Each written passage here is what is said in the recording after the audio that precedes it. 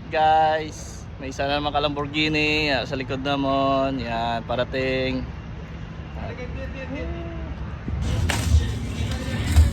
Okay guys, unboxing oh. Babiyahe na naman kami oh. Gamuga mo naman ito guys, mga gulo to. May DJ. Yan, may DJ kami on board. So, see you guys. Ito na guys, yung isang Lamborghini, paparking na sa tabi natin.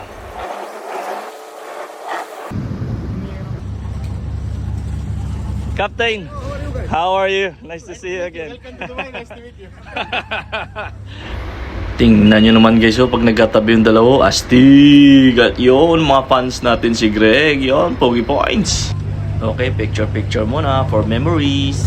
At dumating na nga guys yung guest natin, mag-head count na lang tayo, and then pag okay na, larga na tayo, seat sale na. Oh, 1, 2, 3, smile. Okay na, standby, ready to go na tayo guys. So, kita-kita sa labas. Underway na tayo guys.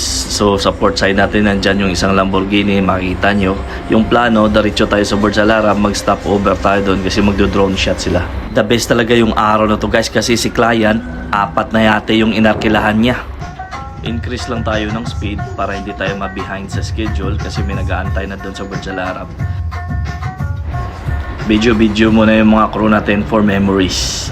At habang approaching tayo sa Burj Al Arab, nakita natin yung isang kapatid natin, yun, isang Lamborghini na anong kulay niyan, parang mint blue, mint green. Right guys, dito po tayo ngayon sa Burj Al Arab. Yan yung isang Lambo. May Bentley. Standby tayo ngayon kasi nag drone shot ongoing na. Chill lang yung mga guests natin, at yan ang ibang yate, naka-standby na rin. At may food presentation din tayo, so pinipicturean din nila. Alright guys, ito na. So sabi ng kapitan sa kabila, habang pauwi daw kami, race daw kami, karira daw kami habang pauwi. Ito yung view sa kabilang Lambo, so makikita nyo dyan, nag-enjoy talaga si kapitan.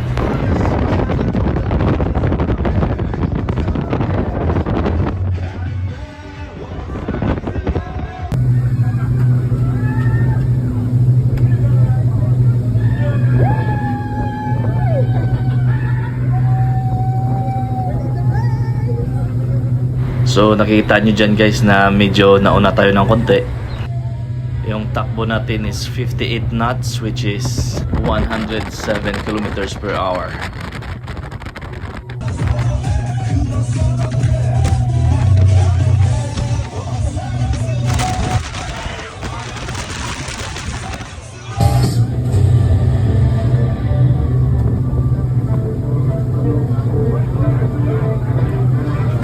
At yun guys, dyan po nagtatapos yung ating karirahan. So thank you sa pagpanood ng video, at don't forget to like and subscribe.